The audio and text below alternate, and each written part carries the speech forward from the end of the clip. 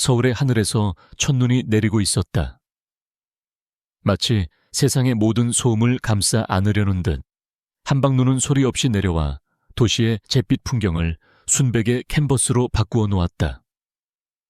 시그너스 호텔 최상층에 위치한 웨딩홀은 거대한 통유리창을 통해 그 광경을 고스란히 담아내고 있었다. 창밖의 겨울 왕국과 홀 안의 따스하고 화려한 분위기가 비현실적인 조화를 이루는 공간. 오늘 윤서아는 바로 이곳의 주인공이었다. 섬세한 진주와 스와로브스키 크리스털이 촘촘히 박힌 순백의 드레스는 그녀의 가녀린 어깨선을 아름답게 드러냈고, 길게 늘어뜨린 면사포는 새벽 안개처럼 신비로운 분위기를 자아냈다. 전문 아티스트의 손길로 완성된 화장은 평소의 청초한 아름다움을 한층 더 돋보이게 했다. 하지만 그 어떤 보석이나 장식보다도 그녀를 빛나게 하는 것은 두 뺨에 피어난 설렘 가득한 홍조와 세상을 다 가진 듯한 행복한 미소였다. 서아는 하객들 사이에서 자신을 향해 인자한 미소를 보내고 있는 부모님을 바라보았다. 어머니의 눈가에는 자랑스러움과 함께 딸을 떠나보내는 아쉬움이 맺혀 있었다. 서아는 눈으로 감사의 인사를 전했다. 그리고 시선을 돌려 식장 맨 앞줄에 앉아있는 곧 그녀의 시아버지가 될 진성그룹의 강 회장을 보았다. 평소 무뚝뚝하고 근엄하기로 유명한 그였지만 오늘만큼은 입가에 옅은 미소를 띠고 있었다. 모든 것이 완벽했다. 꿈꾸어 왔던 것보다도 더 강지훈. 그녀의 심장이 그의 이름을 떠올리는 것만으로도 달콤하게 울렸다. 대한민국 재계를 이끄는 진성그룹의 젊은 총수. 일에 있어서는 냉철하고 카리스마 넘치는 리더지만 자신에게는 한없이 다정하고 따뜻했던 남자. 그와의 첫 만남, 서툴렀던 고백, 함께 나눴던 수많은 밤의 대화들, 그리고 마침내 그의 청혼을 받았던 그날의 벅찬 감동까지. 모든 순간들이 파노라마처럼 그녀의 머릿속을 스쳐 지나갔다. 사람들은 그들의 결혼을 세기의 결합이라 불렀다. 유능한 재무 분석가이자 전략가인 윤서아와 젊은 총수 강지훈. 외모 능력 집안. 어느 것 하나 빠지지 않는 완벽한 한 쌍이라고 모두가 입을 모았다. 하지만 서아에게 이 결혼은 그런 조건들로 설명될 수 있는 것이 아니었다. 그것은 사랑이었다. 서로의 영혼을 알아보고 평생을 함께하기로 맹세한 운명적인 이끌림이었다. 신랑 입장, 사회자의 우렁찬 목소리가 장내에 울려 퍼졌다. 웅장한 음악과 함께 웨딩홀의 거대한 문이 서서히 열렸다. 모든 하객들의 시선이 그곳으로 집중되었다. 서아 역시 떨리는 가슴을 안고 문 쪽을 바라보았다. 곧 저 문을 통해 그녀의 남자가 그녀의 세상이 걸어 들어올 것이다. 턱시도를 완벽하게 차려입은 강지훈이 모습을 드러냈다. 훤칠한 키와 조각 같은 외모, 그리고 그에게서 뿜어져 나오는 압도적인 존재감은 하객들의 감탄을 자아내기에 충분했다. 그는 한 걸음 한 걸음 버진 로드를 따라 주례가 기다리는 단상을 향해 걸어왔다. 그런데 이상했다. 그의 얼굴에 신랑의 설렘이나 기쁨은 찾아볼 수 없었다. 오히려 그의 표정은 만년설처럼 차갑게 얼어붙어 있었고, 깊이를 알 수 없는 그의 눈은 겨울밤의 호수처럼 어둡고 공허했다. 서아를 향해 잠시 스친 그의 시선은 마치 처음 보는 사람을 대하는 듯 무심하고 냉정했다. 서아의 심장이 쿵 하고 내려앉았다. 긴장해서 그런 걸까? 아니면 무슨 안 좋은 일이라도 있는 걸까? 그녀는 애써 불안한 마음을 억누르며 그가 단상 위로 올라서는 모습을 지켜보았다. 이윽고 서아의 차례가 되었다. 아버지의 팔짱을 낀 채 그녀는 지훈을 향해 천천히 걸어갔다. 한 걸음 내디딜 때마다 드레스 자락이 우아하게 흔들렸고 하객들의 축복 어린 박수 소리가 귓가를 맴돌았다. 하지만 서아의 온 신경은 오직 한 사람 강지훈에게로 향해 있었다. 그의 차가운 표정이 머릿속에서 떠나지 않았다. 마침내 단상 앞에 선 아버지가 서아의 손을 지훈의 손에 건네주었다. 내 딸 잘 부탁하네. 지훈은 아무 말 없이 고개만 까딱했다. 그의 손은 얼음장처럼 차가웠다. 그 차가운 기운이 서아의 손을 통해 온몸으로 퍼져나가는 것 같았다. 불안감이 안개처럼 피어올랐다. 주례가 온화한 목소리로 혼인서약을 시작했다. 신랑 강지훈 군과 신부 윤수아 양은 이 자리에 계신 증인들 앞에서 일생을 함께할 것을 맹세합니까? 두 사람이 마주 섰다. 서아는 지훈의 눈을 똑바로 바라보았다.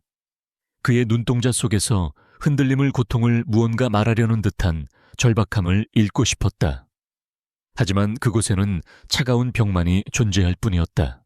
신랑 강지훈 군 신부 윤서아 양을 아내로 맞아 기쁠 때나 슬플 때나 부유할 때나 가난할 때나 건강할 때나 병들 때나 언제나 사랑하고 존중하며 죽음이 두 사람을 갈라놓을 때까지 그 의무를 다할 것을 굳게 맹세합니까? 침묵이 흘렀다. 예상치 못한 침묵의 장내가 술렁이기 시작했다. 주례는 당황한 듯 헛기침을 하며 다시 물었다. 신랑 강지훈 군. 지훈은 여전히 서아를 무표정하게 바라보고 있었다. 그러다 그는 천천히 입을 열었다. 그의 목소리는 눈보라처럼 차갑고 날카로웠다. 아니요, 한마디였다. 하지만 그 한마디는 세상에서 가장 강력한 폭탄처럼 웨딩홀 전체를 뒤흔들었다. 하객들은 자신들의 귀를 의심했다. 서아의 부모님은 얼굴이 새하얗게 질렸고 강 회장은 자리에서 벌떡 일어날 뻔했다. 수많은 카메라 플래시가 미친 듯이 터지기 시작했다. 서아의 머릿속이 하얘졌다. 방금 내가 뭘 들은 거지, 잘못 들은 거겠지. 지훈 씨. 그녀의 목소리가 가늘게 떨려 나왔다. 지훈은 서아의 손을 뿌리치듯 놓았다. 그리고 마이크를 향해 한 걸음 다가섰다. 그의 행동에 모든 사람들의 숨소리마저 멎었다. 이 결혼 없던 일로 하겠습니다. 선언이었다. 사형 선고와도 같은 말이었다. 장례는 아수라장이 되었다. 믿을 수 없다는 탄식과 경악의 소리, 기자들의 질문 세례가 뒤엉켰다. 강지훈 총재, 이게 어떻게 된 일입니까? 파혼이라니요. 이유가 뭡니까? 서아는 아무 소리도 들리지 않았다. 온 세상이 멈춘 것 같았다. 그녀는 오직 지훈의 입술만 바라보고 있었다. 제발 제발 농담이라고 말해줘. 장난이었다고 모두를 놀라게 해주려던 이벤트였다고 말해줘. 하지만 그의 다음 말은 그녀의 마지막 희망마저 산산조각 냈다. 윤수아 씨와의 결혼은 처음부터 진성그룹에 필요한 전략적 판단일 뿐이었습니다. 하지만 이제 그럴 필요가 없어졌습니다. 더 이상 윤수아 씨는 그리고 그녀의 가문은 저와 진성그룹에 아무런 가치가 없습니다. 가치. 그는 그녀와의 사랑을, 그들이 함께한 시간을, 그 모든 것을 가치라는 한 단어로 난도질했다. 그의 목소리에는 일말의 감정조차 담겨있지 않았다. 마치 낡고 쓸모없어진 물건을 버리는 사람처럼 무심하고 냉혹했다. 서아의 눈에서 눈물이 주르륵 흘러내렸다. 심장이 갈갈이 찢겨나가는 고통이 밀려왔다. 수치심과 모멸감에 온몸이 불타는 것 같았다. 수백 명의 사람들 앞에서 대한민국 전체가 주목하는 이 자리에서 그녀는 철저히 버려지고 짓밟혔다. 그녀는 고개를 들어 그를 보았다. 그가 사랑했던 남자의 얼굴이 아니었다. 그곳에는 낯설고 잔인한 괴물이 서 있었다. 하지만 그 순간 서아는 보았다. 그의 턱선이 미세하게 떨리는 것을. 그가 돌아서기 직전 그의 눈동자 깊은 곳에서 스쳐 지나간 극심한 고통의 그림자를. 그러나 그 모든 것은 찰나에 불과했다. 강지훈은 차갑게 돌아섰다. 미련도 사과도 변명도 없었다. 그는 아수라장이 된 식장을 아무렇지 않게 가로질러 나갔다. 마치 이 모든 비극의 주인공이 자신이 아니라는 듯이 그가 떠난 자리에 서아만이 홀로 남겨졌다. 순백의 드레스는 이제 그녀에게 가장 끔찍한 수위가 되어버렸다. 창밖에서는 여전히 아름다운 첫눈이 내리고 있었다. 하지만 서아에게 그 눈은 더 이상 축복의 상징이 아니었다. 그녀의 부서진 심장 위로 차갑게 쌓여가는 절망의 조각일 뿐이었다. 결혼식장은 순식간에 아수라장으로 변했다.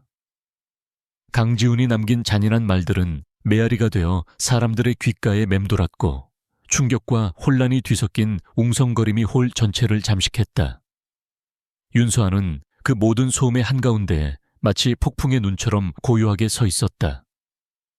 시간이 멈춘 듯 감각이 마비된 듯 그녀는 아무것도 느끼지 못했다. 정신을 차린 것은 오빠인 윤태석이 그녀의 어깨를 감싸 안았을 때였다.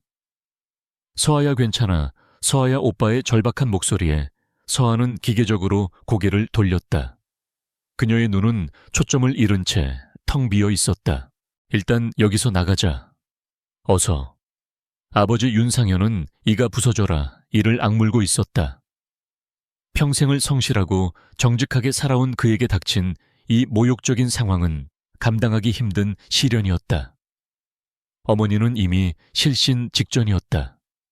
웨딩홀 직원들과 경호원들이 미친 듯이 달려드는 기자들을 막아서는 동안 서아는 가족들에게 이끌려 초점 없는 인형처럼 발걸음을 옮겼다. 수많은 카메라 플래시가 그녀의 얼굴 위로 무자비하게 터져 내렸다. 셔터 소리는 마치 총성처럼 그녀의 영혼을 핥히었다. 기자들의 질문이 비수처럼 날아와 꽂혔다. 윤서아 씨, 심경이 어떠십니까? 강지훈 총재의 말은 사실입니까?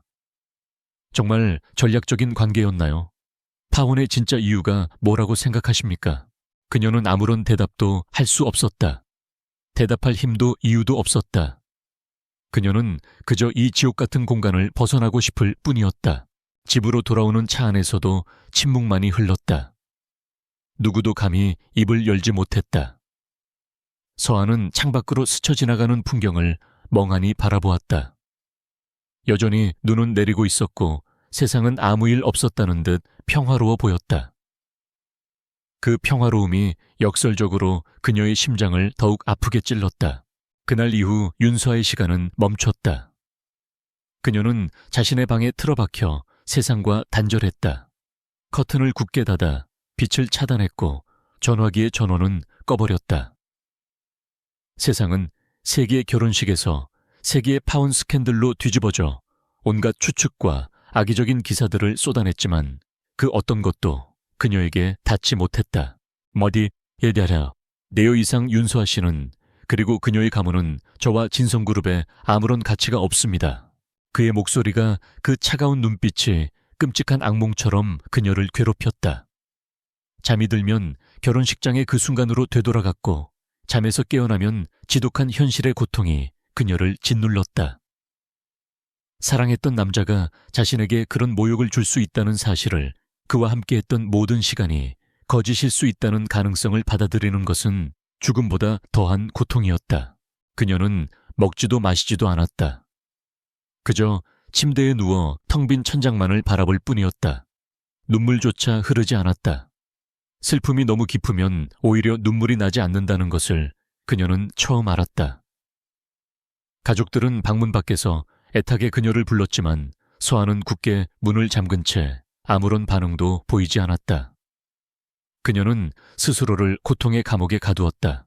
며칠이 흘렀는지 알 수 없었다. 시간의 감각이 사라진 어둠 속에서 서아는 강지훈과의 기억을 수없이 되감았다.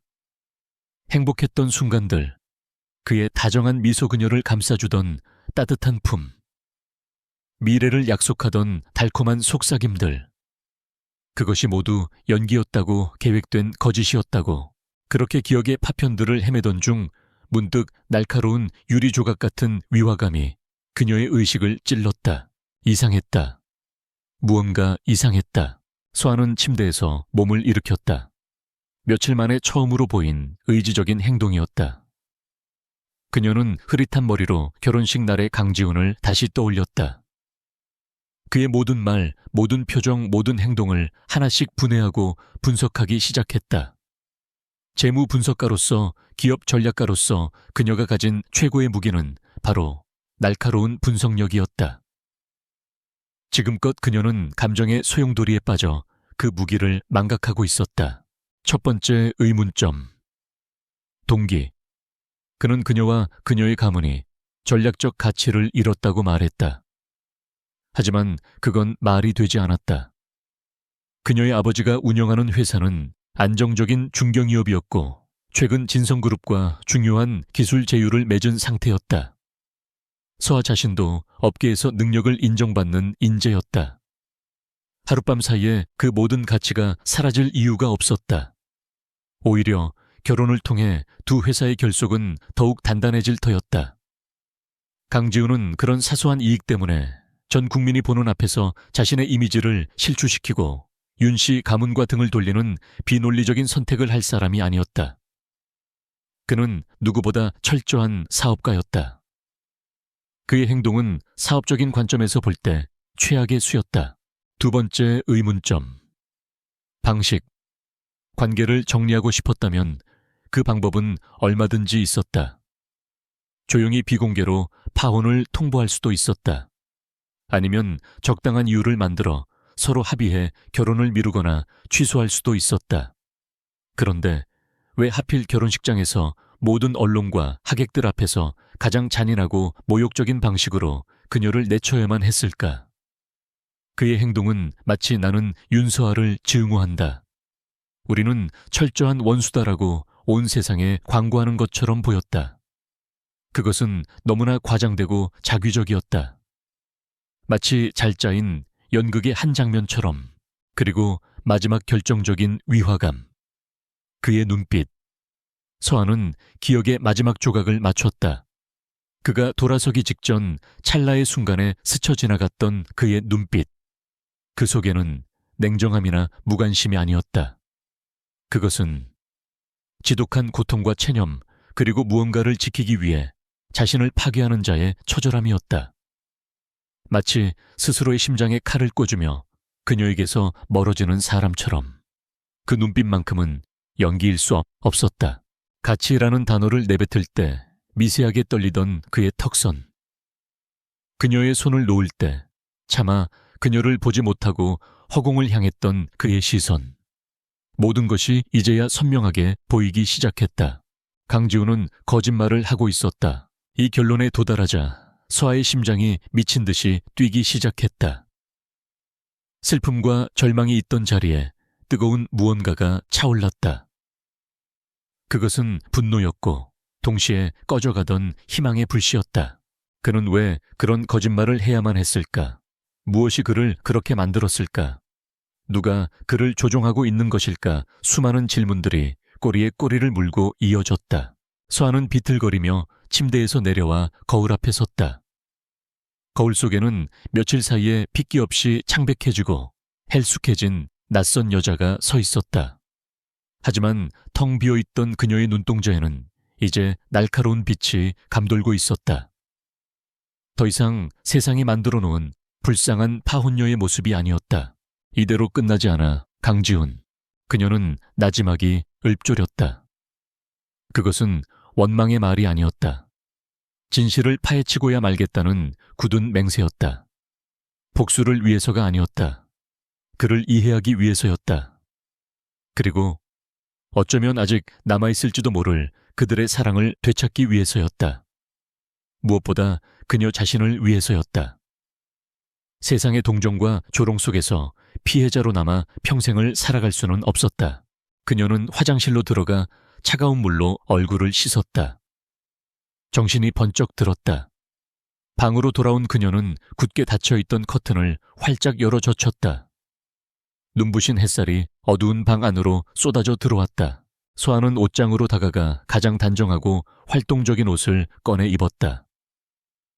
그리고 책상에 앉아 노트북을 켰다. 꺼져 있던 전화기의 전원도 다시 켰다. 수백 통의 부재중 전화와 메시지가 쏟아졌지만 그녀는 신경 쓰지 않았다. 그녀의 손가락이 빠르게 키보드 위를 움직이기 시작했다. 그녀는 진성그룹과 관련된 모든 정보, 최근의 주가 변동, 주요 프로젝트, 그리고 가장 중요한 것, 진성그룹의 최대 라이벌인 태양그룹과 그 수장 최만식 회장에 대한 자료들을 검색하기 시작했다. 직감이었다. 이 모든 일의 배후에 거대한 무언가가 도사리고 있다는 강렬한 직감. 그리고 그 중심에 강지훈이 홀로 서 있다는 예감. 비련의 여주인공 놀이는 끝났다. 이제부터는 진실을 향한 싸움의 시작이었다. 윤서아는 더 이상 울지 않았다. 그녀의 눈은 이제 차가운 이성과 뜨거운 결의로 불타고 있었다.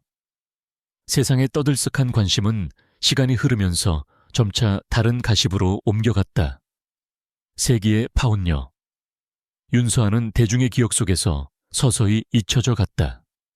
그녀의 가족은 해외로 거처를 옮겼다는 소문이 돌았고 그녀의 개인 SNS 계정은 모두 삭제되었다.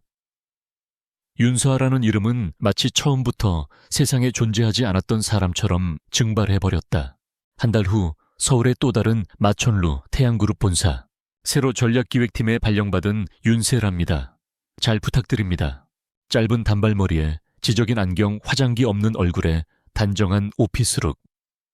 차분하고 예의 바른 목소리로 자신을 소개하는 여자에게서는 과거 화려한 스포트라이트를 받았던 윤서아의 그림자를 찾아볼 수 없었다. 그녀는 완벽하게 다른 사람이 되어 있었다. 이름을 바꾸고 외모를 바꾸고 과거를 지웠다. 윤서아가 아닌 윤세라로서 그녀는 자신의 계획을 실행에 옮기기 위한 첫 번째 관문에 성공적으로 들어섰다. 그녀가 태양그룹을 목표로 삼은 것은 단순한 추측 때문이 아니었다. 파혼 이후 며칠 밤낮으로 수집하고 분석한 자료들은 하나의 교차점을 가리키고 있었다. 진성그룹의 주가를 미세하게 흔들었던 몇 차례의 공매도 세력, 최근 진성그룹이 추진하던 해외 신사업 프로젝트의 갑작스러운 난항, 그리고 그 모든 사건의 배후에서 어른거리는 태양그룹의 그림자. 특히 최만식 회장이 비공식적으로 운용하는 페이퍼 컴퍼니들의 자금 흐름 속에서 아주 희미하지만 분명한 연결고리를 발견했다. 강지훈을 벼랑 끝으로 몰아넣을 수 있는 인물이 있다면 그것은 바로 대한민국 재계의 살아있는 상어 최만식 회장뿐이었다. 두 가문은 할아버지 세대부터 이어진 지독한 악연으로 얽혀 있었다.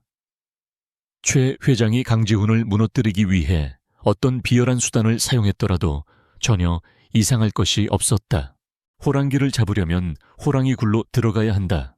서아 아니세라는 자신의 뛰어난 이력서에서 윤이라는 성과 관련된 모든 흔적을 지우고 오직 실력만으로 태양그룹 전략기획팀의 문을 뚫었다.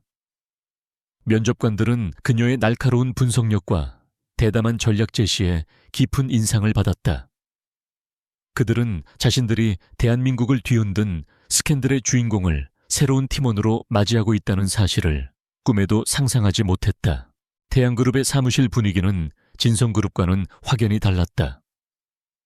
낡은 권위주의와 상명하복 문화가 짙게 깔려 있었고 직원들 사이에는 보이지 않는 긴장감이 팽팽하게 감돌았다. 세라는 눈에 띄지 않게 그러나 빈틈없이 자신의 일을 처리하며 주변을 관찰했다. 누가 실세이고 누가 누구의 라인이며 정보는 어떤 경로를 통해 흐르는지.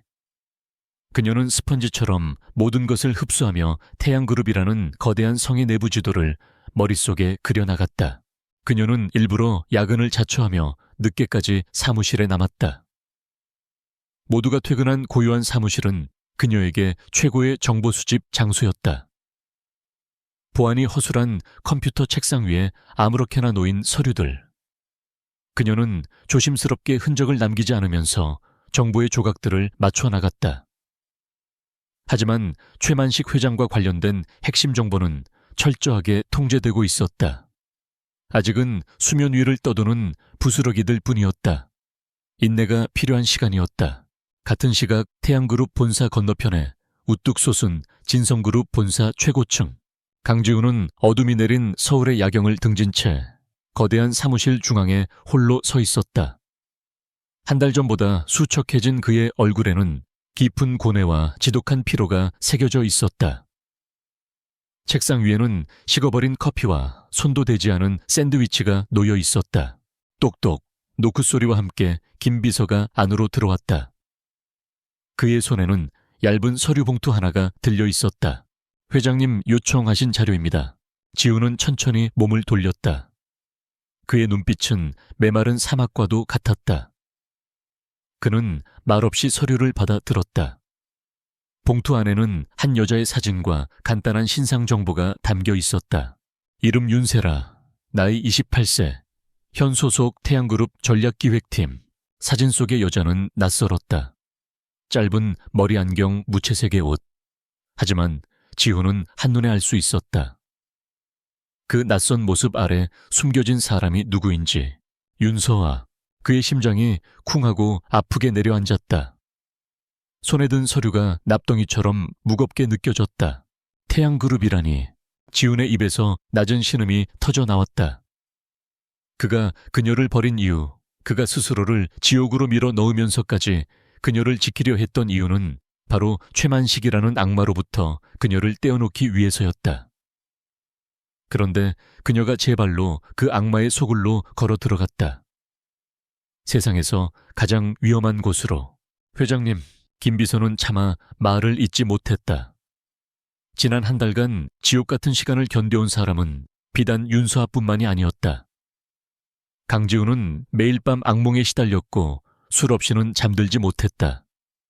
낮에는 아무렇지 않은 척 냉철한 총수의 가면을 쓰고 일했지만 혼자 남겨진 밤이 되면 무너져 내렸다. 결혼식장에서 그녀에게 내뱉었던 잔인한 말들은 부메랑이 되어 매일 밤 그의 심장을 찔렀다. 그는 그녀의 안위를 확인하기 위해 조용히 사람을 붙여두었다. 그녀가 슬픔 속에서 조금씩 회복해가는 모습을 멀리서 지켜보는 것이 그가 할 수 있는 유일한 위안이었다. 그런데 이제 그 위안마저 공포로 변했다. 당장 그만두게 해. 지훈의 목소리가 격렬하게 흔들렸다. 어떤 방법을 써서라도 좋아. 태양그룹에서 나오게 해. 다른 좋은 자리를 알아봐주든 돈으로 해결하든 제발 그곳에서만은. 불가능합니다. 김비서는 단호하게 말했다. 지금 저희가 윤서아 씨에게 접촉하는 순간 최 회장은 바로 알아챌 겁니다. 회장님께서 윤서아 씨를 얼마나 신경 쓰고 있는지, 왜 그런 극단적인 방법으로 파혼을 감행해야 했는지 전부 들키게 될 겁니다. 그렇게 되면 윤서아 씨는 지금보다 훨씬 더 위험해집니다. 최 회장 손에 가장 강력한 인질이 생기는 셈이니까요. 지훈은 주먹을 세게 쥐었다. 손톱이 손바닥을 파고드는 고통이 느껴졌지만 심장이 찢어지는 아픔에 비하면 아무것도 아니었다. 김비서의 말이 맞았다. 그는 아무것도 할 수 없었다. 그녀를 위험에 빠뜨린 것도 자신이고 이제 그녀가 더 큰 위험으로 걸어 들어가는 것을 지켜볼 수밖에 없는 것도 자신이었다. 이 얼마나 끔찍한 모순인가. 대체 왜 하필 태양그룹인 거야. 바보같이. 그는 무너지듯 의자에 주저앉으며 두 손으로 얼굴을 감쌌다. 그의 어깨가 가늘게 떨리고 있었다.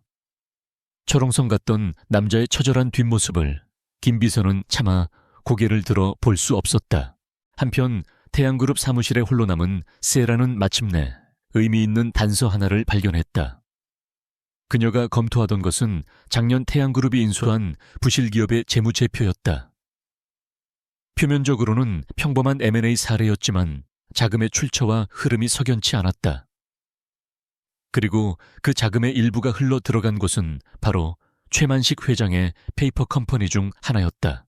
문제는 그 자금의 규모가 회사를 인수하는 데 필요한 액수와 맞지 않는다는 점이었다. 마치 다른 목적을 위해 조성된 거대한 비자금의 일부를 급하게 세탁한 듯한 흔적. 세라의 눈이 날카롭게 빛났다. 이것이 시작일지도 모른다. 최만식의 제국에 난 첫 번째 균열. 그녀는 조심스럽게 관련 파일들을 자신의 개인 USB에 복사했다. 심장이 세차게 뛰었다. 두려움 때문이 아니었다. 진실에 한 걸음 더 다가섰다는 전율 때문이었다. 창밖으로 건너편 진성그룹의 건물이 보였다. 가장 높은 층 회장실의 불은 아직 꺼지지 않고 있었다. 세라는 잠시 그 불빛을 응시했다. 보고 있나요, 강지훈 씨? 당신이 나한테서 등을 돌린 진짜 이유. 내가 반드시 밝혀낼 테니. 그리고 당신이 혼자 짊어지고 있는 그 짐. 내가 함께 짊어질 방법을 찾아낼 테니. 조금만 더 버텨줘요. 그녀는 아무도 없는 사무실에서 조용히 다짐했다. 적의 심장부에서 그녀의 외로운 싸움은 이제 막 시작되고 있었다. 태양그룹에서의 시간은 팽팽한 외줄타기 같았다. 윤세라, 즉 서한은 돋보이지도 뒤처지지도 않는 완벽한 중간자로서 자신의 존재감을 조절했다. 그녀는 누구에게도 깊은 인상을 남기지 않았지만 맡은 업무는 흠잡을 데 없이 처리해내며 서서히 신뢰를 쌓아갔다. 그녀의 진짜 무대인 어둠 속에서의 정보 수집 역시 차근차근 진행되고 있었다. 지난번 발견했던 부실기업 인수건을 파고들자 거미줄처럼 얽힌 자금 세탁의 흔적들이 모습을 드러내기 시작했다. 최만식 회장은 수많은 유령 회사를 통해 불법적인 자금을 조성하고 있었으며 그 규모는 상상을 초월했다. 서한은 그가 이 거대한 자금으로 무엇을 하려는지 알아내야만 했다. 그것은 분명 진성그룹과 그리고 강지훈과 관련이 있을 터였다. 그러던 어느 날 전략기획팀에 새로운 프로젝트가 떨어졌다. 진성그룹의 자회사 중 하나인 진성바이오에 대한 적대적 인수합병 M&A 검토 프로젝트였다. 팀장인 박 부장은 세라를 포함한 핵심 팀원들을 회의실로 불러 모았다. 이번 건은 회장님께서 직접 지시하신 일이다. 극비리에 진행해야 하니 보안에 각별히 유의하도록. 박 부장의 얼굴에는 긴장감이 역력했다. 회의실 스크린에 진성바이오의 기업 정보가 떴다. 진성바이오는 최근 혁신적인 신약 개발로 주목받고 있는 진성그룹의 미래 성장 동력이었다. 서아의 심장이 차갑게 식었다. 최만식의 목표는 단순히 진성그룹을 흔드는 것이 아니었다. 그는 진성의 심장을 겨누고 있었다. 진성바이오를 빼앗는 것은 강지훈의 미래를 송두리째 뽑아버리는 것과 같았다. 윤세라 씨는 진성바이오의 재무 구조와 주주 구성의 취약점을 집중적으로 분석하도록. 작은 틈이라도 찾아내. 박 부장의 지시에 서한은 표정 변화 없이 고개를 끄덕였다. 이것은 위기이자 기회였다. 적의 계획을 가장 가까이서 들여다볼 수 있는 절호의 기회. 하지만 동시에 그녀는 자신의 손으로 사랑하는 남자의 심장을 찌를 비수를 만들어야 하는 잔인한 상황에 놓였다. 밤늦게까지 이어진 자료 분석. 서한은 일부러 몇 가지 핵심적인 취약점을 보고서에서 누락시켰다. 대신 겉보기에는 그럴듯하지만 실제로는 큰 타격을 주지 못할 부차적인 문제들을 부각시켰다. 교묘한 정보의 왜곡. 그것은 들키는 순간 모든 것이 끝장날 수 있는 위험한 도박이었다.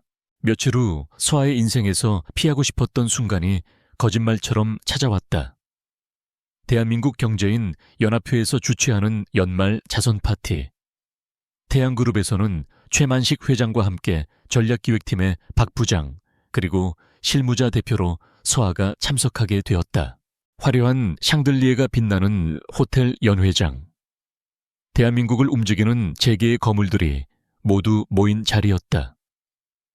서한은 눈에 띄지 않는 검은색 드레스를 입고 샴페인 잔을 든 채 최대한 벽에 가까이 붙어 서서 사람들을 관찰했다. 그리고 그를 보았다. 수많은 인파 속에서도 한눈에 알아볼 수 있었다. 완벽한 맞춤 정장을 입은 강지훈. 그는 몇몇 기업 총수들과 둘러싸여 대화를 나누고 있었다. 한 달 전 결혼식장에서 보았던 모습보다 훨씬 더 냉정하고 날카로운 분위기를 풍겼다. 그의 얼굴에는 웃음기가 전혀 없었고 눈빛은 그 누구에게도 마음을 열지 않겠다는 듯 차가운 방어막을 치고 있었다. 하지만 그 고독한 모습이 오히려 그의 존재감을 더욱 강렬하게 만들었다. 서한은 심장이 멎는 것 같았다. 그에게 달려가고 싶었다. 그의 이름을 부르고 싶었다. 하지만 그녀는 그럴 수 없었다.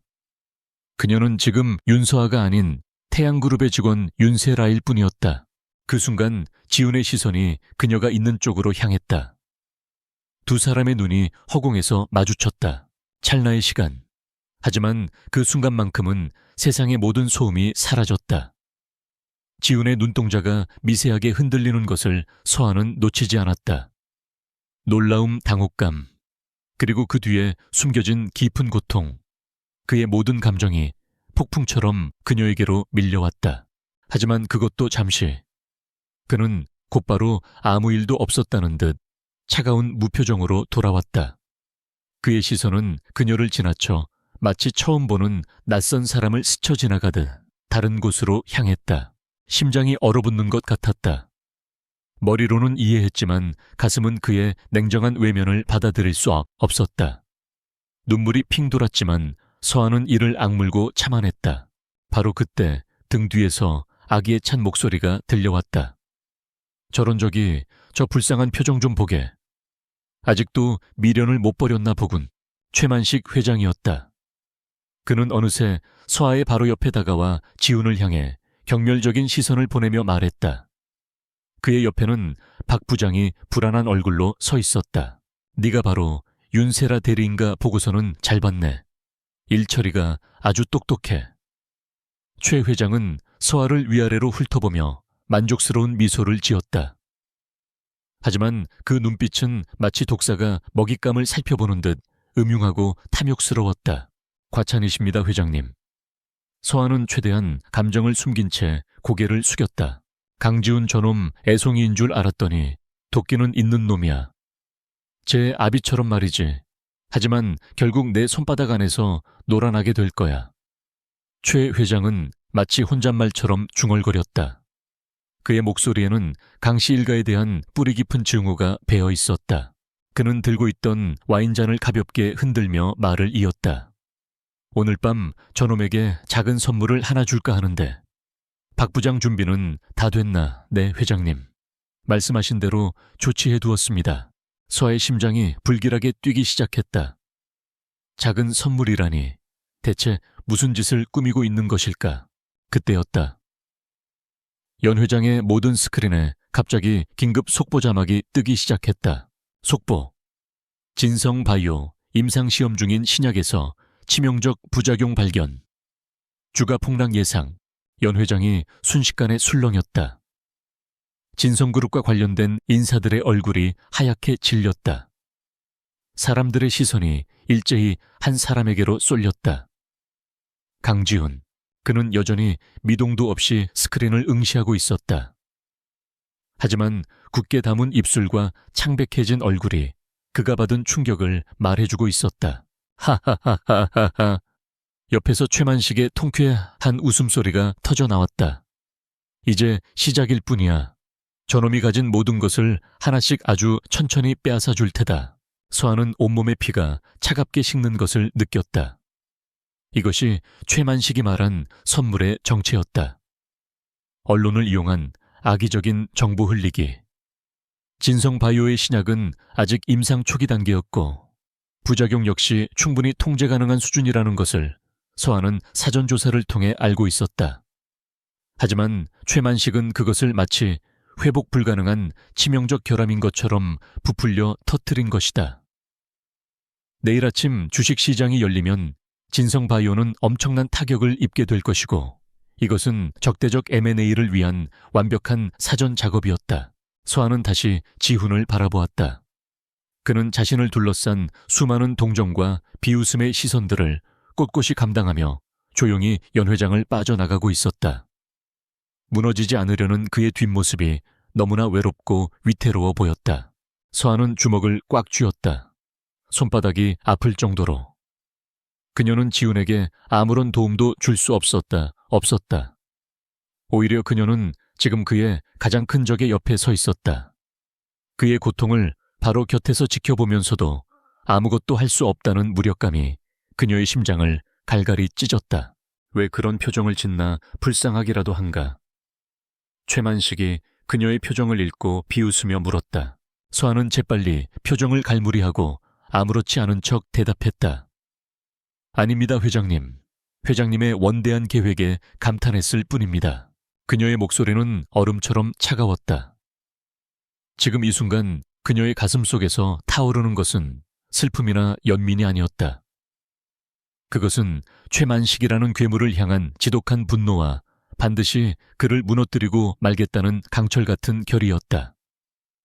자선 파티 다음 날 예상대로 금융시장은 거대한 폭풍에 휩싸였다. 진성바이오 쇼크는 대한민국 증시를 강타했고 진성그룹 관련 주식들은 개장과 동시에 폭락했다. 언론은 연일 진성그룹의 위기를 대서특필했고 강지훈 총수의 리더십에 대한 비판적인 기사들이 쏟아져 나왔다. 태양그룹 전략기획팀 사무실은 전쟁터를 방불케 했다. 박 부장은 흥분을 감추지 못하며 팀원들을 몰아붙였다.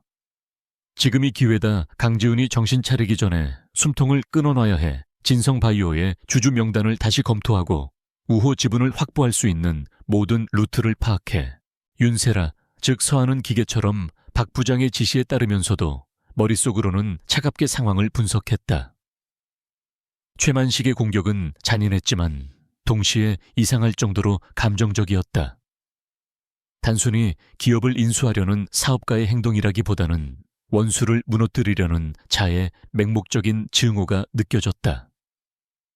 파티에서 보았던 그의 광기 어린 웃음, 강씨 일가를 향한 노골적인 적개심, 이 모든 것은 단순한 비즈니스 경쟁을 넘어선 뿌리 깊은 원한이 존재함을 시사했다. 강지훈의 아버지를 언급했어. 최만식의 혼잣말이 그녀의 뇌리를 스쳤다.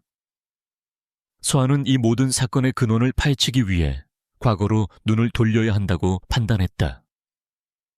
그녀는 밤을 새워가며 10수년 전의 낡은 신문 기사들과 기업 영암 재개 비사들을 파고들었다. 진성그룹과 태양그룹 두 가문의 역사를 샅샅이 훑었다. 그리고 마침내 하나의 결정적인 사건과 마주했다.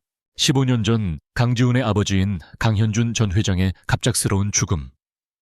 공식적인 사인은 과로로 인한 심장마비였다.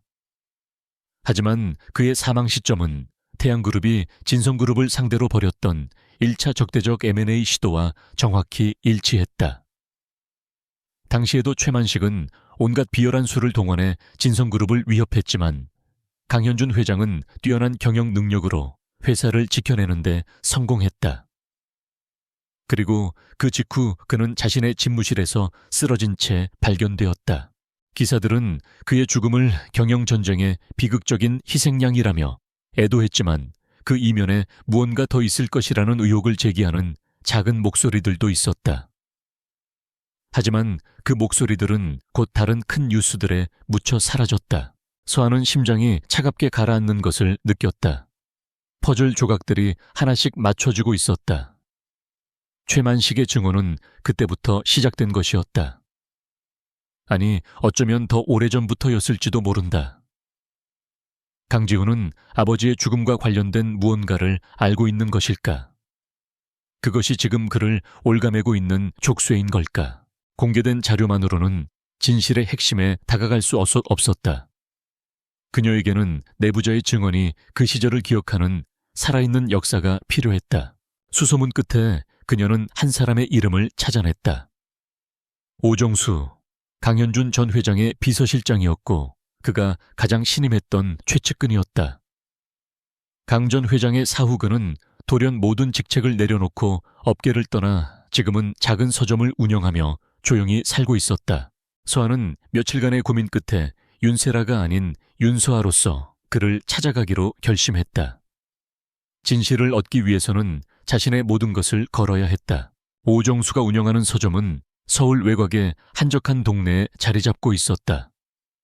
낡은 책 냄새가 가득한 조용한 공간. 백발이 성성한 노인이 안경 너머로 그녀를 물끄러미 바라보았다. 무슨 일로 찾아왔소? 그의 목소리는 낮고 차분했지만 눈빛은 날카롭게 그녀를 경계하고 있었다. 오정수 선생님 되십니까? 저는 윤서아라고 합니다. 윤서아라는 이름에 그의 눈빛이 미세하게 흔들렸다. 그는 잠시 말이 없다가 서점 안쪽의 작은 응접실로 그녀를 안내했다. 강지훈 총재와 파혼한 그 아가씨가 맞구려. 그의 말에 서하는 고개를 숙였다.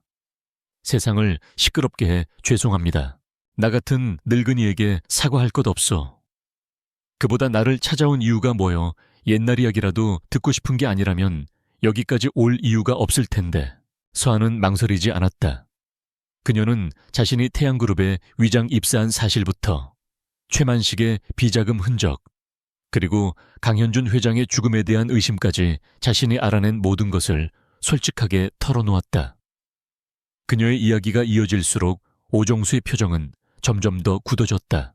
모든 이야기를 마친 서아가 간절한 눈빛으로 그를 바라보며 물었다. 제가 모르는 진실이 무엇인지 알려주세요, 선생님. 지훈 씨가 왜 그렇게까지 해야만 했는지, 대체 무슨 일이 있었던 건지 알고 싶습니다. 오정수는 한참 동안 깊은 침묵에 잠겨 있었다. 그는 창밖을 바라보며 회한에 젖은 한숨을 내쉬었다. 그리고 마침내 수십 년간 묻어두었던 비밀의 문을 열기 시작했다. 아가씨의 짐작이 맞소. 강 회장님은 그냥 돌아가신 게 아니오. 그의 목소리는 무겁게 가라앉아 있었다. 최만식 그자는 악마요. 15년 전 그는 M&A가 뜻대로 되지 않자 마지막 발악을 했지. 강 회장님께 해외 비자금을 조성하고 횡령했다는 누명을 씌울 완벽한 증거를 조작해서 들이밀었소. 물론 전부 거짓이었지만 그 증거는 너무나 교묘하고 치밀해서 누구라도 속을 수밖에 없었지. 서아는 숨을 죽였다. 최만식은 회장님께 협박을 했어. 회사 경영권을 넘기지 않으면 이 조작된 증거를 언론과 검찰에 터뜨려 평생 쌓아온 명예를 진흙탕에 처박아 버리겠다고. 강 회장님은 평생을 누구보다 정직하고 깨끗하게 살아오신 분이었어. 그런 분에게 횡령범이라는 누명은 죽음보다 더한 모욕이었지. 회사를 지켜야 한다는 중압감과 끔찍한 배신감, 그 스트레스가 결국 회장님의 심장을 먹게 한 거요. 오정수의 눈가에 물기가 어렸다. 문제는 그 이후였어. 최만식은 자신이 조작했던 그 독이 든 문서를 지금까지도 손에 쥐고 있었던 거요. 독이 든 문서. 그래, 강 회장님의 횡령 혐의를 입증하는 것처럼 보이는 서류들. 그것이 지금 지훈이를 올가매고 있는 사슬이지.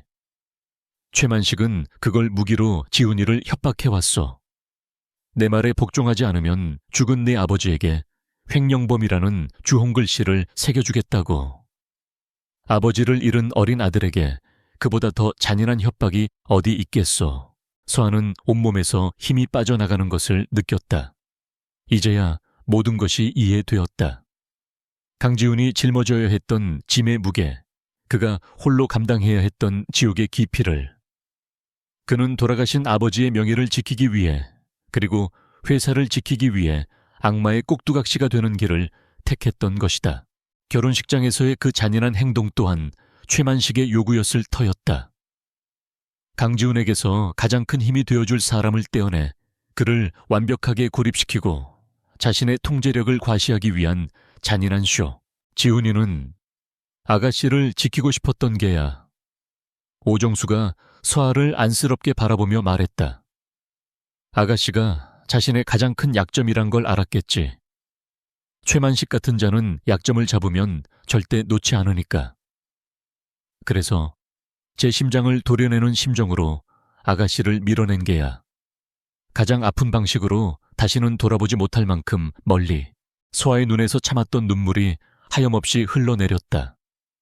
미안함과 고마움, 그리고 그의 고통에 대한 아픔이 뒤섞여 심장을 에웠다. 그가 얼마나 아팠을까? 얼마나 외로웠을까? 그 차가운 가면 뒤에 얼마나 뜨거운 눈물을 숨기고 있었을까?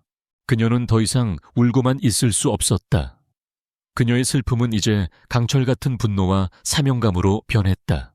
서점을 나서는 서아의 발걸음은 더 이상 흔들리지 않았다. 그녀는 멀리 보이는 진성그룹의 건물을 바라보았다. 저곳에 그가 홀로 싸우고 있다. 이제 그의 싸움이 아니었다. 그들의 싸움이었다. 그녀는 반드시 최만식의 손에서 그 독이 든 문서를 찾아내 파기하고 그의 제국을 무너뜨려야만 했다.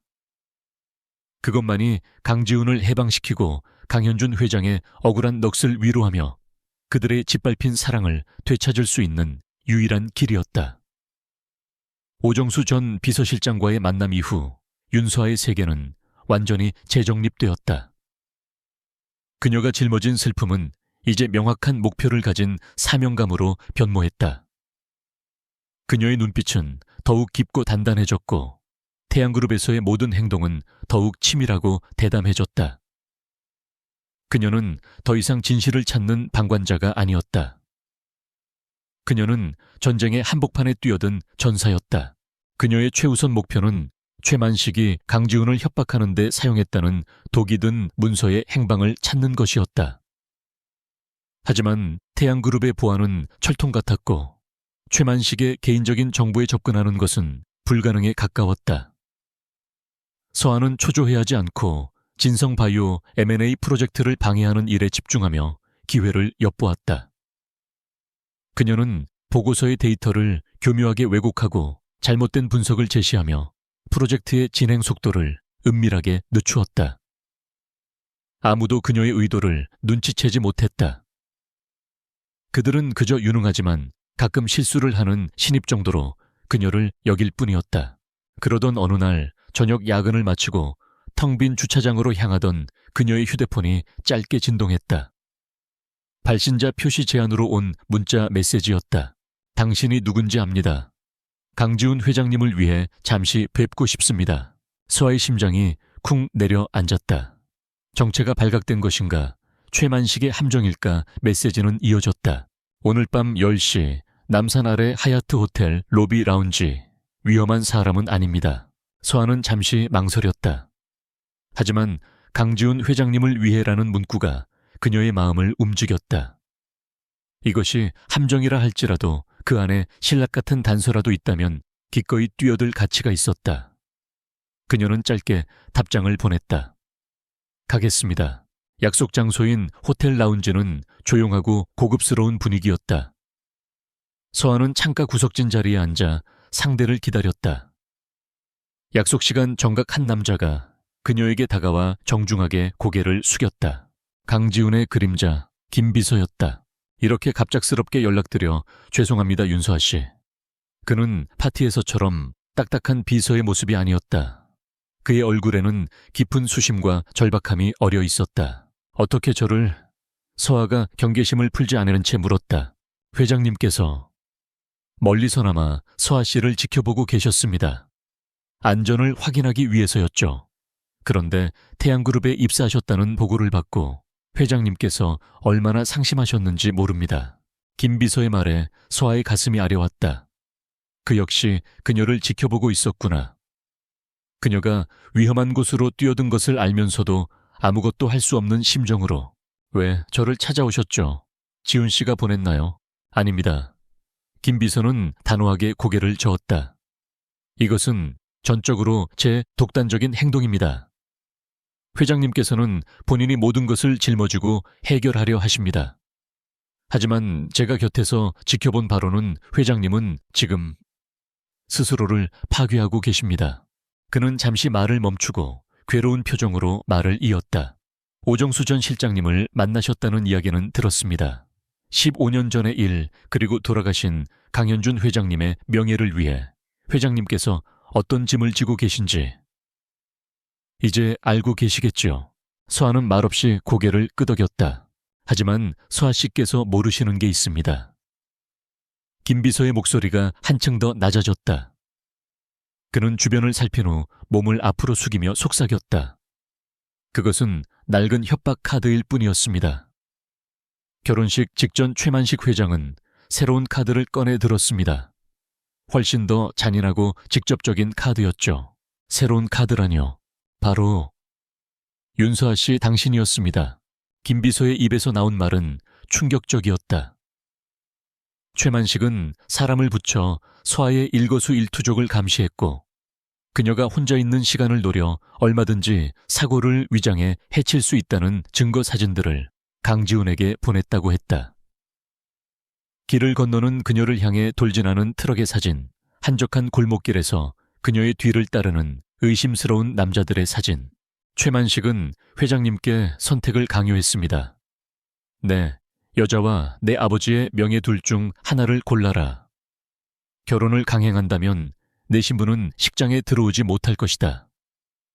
하지만 네가 내 말대로 모두가 보는 앞에서 그녀를 가장 비참한 방식으로 차버린다면 그녀의 목숨은 살려주지 라고요. 서아는 숨을 쉴 수가 없었다. 온몸이 차갑게 굳어갔다. 지훈이 그녀를 버린 이유가 단순히 그녀를 위험에서 떨어뜨려 놓기 위함이 아니었다. 그것은 그녀의 목숨을 구하기 위한 처절한 선택이었다. 그녀의 심장을 부수는 대가로 그녀의 심장이 계속 뛰게 만들었던 것이다. 회장님께는 선택의 여지가 없었습니다. 그래서 스스로 악마가 되는 길을 택하신 겁니다. 서아의 뺨으로 뜨거운 눈물이 흘러내렸다. 이제야 모든 것이 명확해졌다. 결혼식장에서 그가 보여주었던 그 극단적인 잔인함의 이유를. 그것은 최만식을 안심시키기 위한 연기였다. 나는 이 여자를 이토록 증오하니 더 이상 내 약점이 될 수 없다는 것을 보여주기 위한 피를 토하는 심정으로 행한 자기 파괴적인 연극이었다. 저는 더 이상 회장님께서 혼자 무너지시는 것을 볼 수 없습니다. 김 비서는 결심에 찬 눈빛으로 서아를 바라보았다. 그래서 서아 씨께 위험한 제안을 드리려고 합니다. 저와 손을 잡으시지 않겠습니까? 손을 잡다니요. 저는 진성그룹 내부에서, 서아 씨는 태양그룹 내부에서 움직이는 겁니다. 회장님께서는 손발이 묶여 아무것도 하실 수 없지만 저희는 그분의 눈과 귀가 되어 최만식을 무너뜨릴 결정적인 증거를 찾아내는 겁니다. 위험한 일이라는 것 압니다. 하지만 이것이 회장님을 구할 수 있는 유일한 길입니다. 이것은 위험한 동맹이었다. 하지만 서아는 망설이지 않았다. 그녀는 더 이상 혼자가 아니었다. 좋아요. 그렇게 하겠어요. 서아는 눈물을 닦고 단호하게 대답했다. 그녀의 눈은 슬픔이 아닌 분노와 결의로 불타고 있었다. 김 비서의 얼굴에 안도감이 스쳐 지나갔다. 그는 품에서 작은 USB 하나를 꺼내 서아에게 건넸다. 이 안에 최만식 회장의 비밀 장부가 보관된 서버의 위치와 접근에 필요한 기초 정보가 들어 있습니다. 회장님께서 오래전에 파악해 두셨지만 협박 때문에 사용하지 못하셨던 자료입니다. 태양그룹 내부에 조력자가 될 만한 인물의 정보도 들어 있습니다. 부디 조심하십시오. 서아는 USB를 굳게 쥐었다. 작지만 그 무엇보다 무거운 희망의 무게였다. 한 가지만 약속해 주십시오. 김 비서가 자리에서 일어서며 말했다. 이 모든 일은 회장님께는 비밀로 해야 합니다. 그분께서 아시면 당신을 보호하기 위해 모든 것을 멈추려 하실 겁니다. 알아요. 약속할게요. 김 비서는 짧게 고개를 숙인 뒤 조용히 자리를 떴다. 홀로 남은 서아는 손안의 USB를 내려다보았다. 이것은 이제 단순한 정보 덩어리가 아니었다. 그것은 방역의 서막을 알리는 신호탄이었다. 호텔을 나서는 그녀의 발걸음에는 더 이상 절망의 그림자가 없었다. 밤의 찬 공기가 오히려 그녀의 정신을 더욱 맑게 했다. 그녀는 지독한 어둠 속에서 마침내 함께 싸울 동지를 얻었다. 그녀의 가슴 속에는 이제 강지훈을 지키고야 말겠다는 맹렬한 불꽃이 타오르고 있었다. 김 비서로부터 건네받은 USB는 단순한 정보 이상의 것이었다. 그것은 방역을 위한 지도이자 어둠 속에서 함께 싸울 또 다른 동지를 연결해줄 열쇠였다. 서아는 USB 안의 정보를 바탕으로 태양그룹 정보보안팀의 한 차장에게 조심스럽게 접근했다. 그는 최만식 회장의 측근에게 밀려 승진에서 누락된 것에 앙심을 품고 있는 인물이었다. 서아는 그를 협박하거나 회유하는 대신 그가 무심코 저지른 작은 보안 규정 위반 사실을 제시하며 은밀한 거래를 제안했다. 나는 당신의 실수를 덮어줄 테니 당신은 내가 필요한 정보에 접근할 수 있도록 방화벽에 작은 뒷문을 열어달라. 위험한 거래였지만 한 차장은 결국 그녀의 제안을 받아들였다. 이제 서아는 태양그룹의 내부 서버에 이전보다 훨씬 깊숙이 접근할 수 있게 되었다. 그녀는 밤마다 자신의 작은 오피스텔에서 철저한 보안 프로그램을 통해 최만식의 비밀 장부와 숨겨진 파일들을 추적하기 시작했다. 거대한 악의 제국에 보이지 않는 균열을 내는 작업이었다. 하지만 그녀의 움직임이 영원히 감춰질 수는 없었다. 최만식은 뱀처럼 교활하고 의심이 많은 인간이었다. 그는 진성바이오 M&A 프로젝트의 더딘 진척과 사내 정보망에서 감지되는 미세한 이상 기류를 통해 내부 첩자의 존재를 직감했다. 그리고 그의 의심은 최근 가장 눈에 띄는 성과를 보이고 있는 신입 윤셀에게로 향했다. 어느 날 오후 박 부장이 서아를 자신의 사무실로 불렀다.